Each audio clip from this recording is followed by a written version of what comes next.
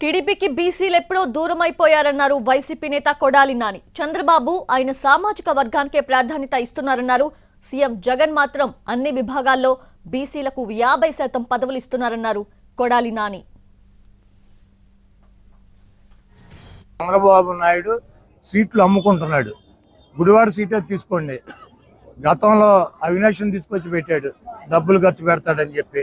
అతను ఓడిపోయినాక అతను వెళ్ళిపోవటం, విజయవాడ నుంచి తీసుకొచ్చాడు, మళ్ళీ విజయవాడ వెళ్ళిపోయాడు. అక్కడ వైసీపీలో చేరి వైసీపీ తరఫున అతను ఫైట్ చేస్తున్నాడు.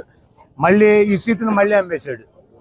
ఇక్కడ అసలు గుడివాడతో సంబంధం లేనటువంటి ఒక ఎన్ఆర్ఐని తీసుకొచ్చి ఇక్కడ పెట్టాడు. ఏంటంటే అతనికి ఉన్న అర్హత ఏంటంటే 150 కోట్ల రూపాయలు ఖర్చు పెడతాడు, పార్టీకి 50 కోట్ల రూపాయలు ఫండ్ ఇస్తాడు. అంటే డబ్బులకి అమ్ముకునేటువంటి పరిస్థితికి తెలుగుదేశం పార్టీని దిగదారు చంద్రబాబు నాయుడు.